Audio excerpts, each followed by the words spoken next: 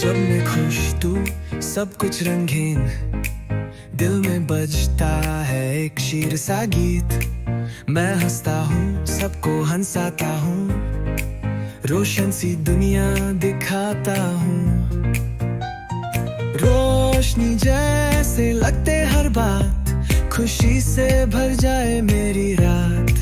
जब मैं उदास हूँ कुछ भी न ठीक, सब कुछ लगता है थोड़ा अजीब। ना खेल का मन ना बात का मूड, सब कुछ लगता है उदास और रूड। लेकिन एक जादू की बात सुनी, ये भी गुजर जाएगा। अम्मी ने कहा जब गुस्सा आए दिल हो भारी, लगता है जैसे हो आंधी सारी। छोटी सी बात पर दिमाग हुआ गरम, चेहरा सुर और मेरा हाथ है बंद। पर जब गहरी सांस लेता हूँ मैं, तो आहिस्ता से धंधा हो जाता हूँ मैं।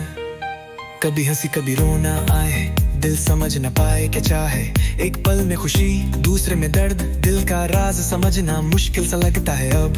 पर लिखने से या बात करने से जज्बात हल्के हो जाते हैं। अम्मी के प्यार से जब कोई ख्वाब टूट जाए, या मैं हार के लौटा हूँ घर पे, लगता है सब कुछ खत्म हो गया। फिर से कोशिश करना मुश्किल हो गया।